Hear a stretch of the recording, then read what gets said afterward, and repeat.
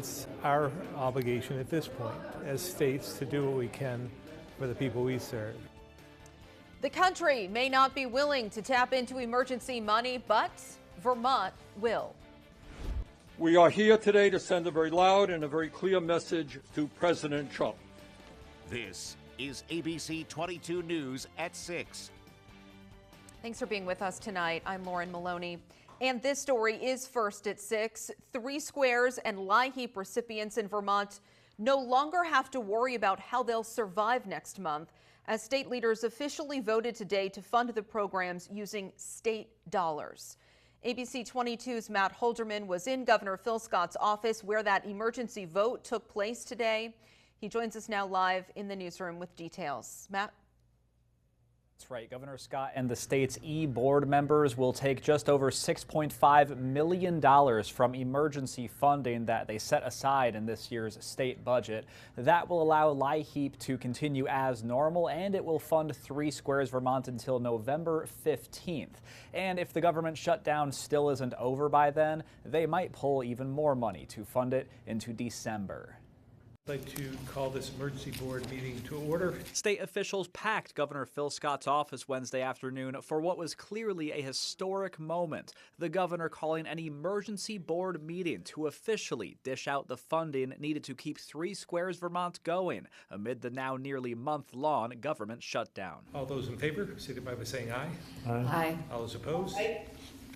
The ayes have it. With that unanimous vote, the state gave $6.3 million to Vermont's Department for Children and Families to fund SNAP benefits for the next 2 weeks, and an additional $250,000 to go straight to the Vermont Food Bank to keep food shelves stocked for the couple of days it takes the SNAP funding to kick in. The money came from a pot of $50 million the state legislature set aside back in July just for emergencies like this. And should the state need to continue funding SNAP longer than the next 2 weeks, they could pull from those reserves again to at least pay for partial benefits, although it would get harder to keep doing that the longer the shutdown lasts. We're covering at 100% for the first 15 days, and then if the shutdown is still going on, we'll meet again before those 15 days are up. Depending upon how long this may last, Vermont doesn't have unlimited resources in order to be able to continue this temporary benefit. During the meeting, Governor Scott said the USDA has made it clear that they will not reimburse Vermont for this, but he says it was something they had to do regardless. The other state lawmakers agreed, saying what the federal government is doing is cruel and capricious. It's a lot of money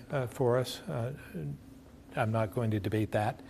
But at the same time, you know, there's 68,000 people who need this benefit. We have the $50 million set aside for just these emergencies, and I personally can't imagine anything more urgent than making sure that people can feed themselves and not freeze to death. The lawmakers noted, interestingly enough, that Vermont is one of just 3 states that are currently funding SNAP benefits to 100% of what people normally get. The other 2 states doing that are Virginia and Louisiana, and every other state is doing partial or zero funding or some other form. If it looks like the government won't be reopened by November 15th, Vermont's emergency board will meet again on or before November 13th to decide what to do next. Reporting live in the newsroom, Matt Holderman, ABC 22 News. And Matt will tell everybody what New Hampshire is doing in a second, but first, both of Vermont's senators say on a larger scale, the money here should be coming from the USDA. Bernie Sanders hosted a news conference today urging the Trump administration to take action. He and some other Democrats argued the president is legally required to release emergency money to fund SNAP. Senator Peter Welch said he has been facing pressure to reopen the government and keep the program funded, but he says the decision isn't his to make. This has nothing to do with the shutdown.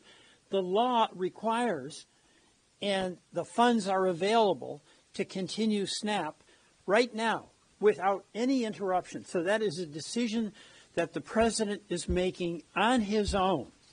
He is prepared to let millions and millions of children and their parents and grandchildren go hungry because he sees maybe there is a political gain.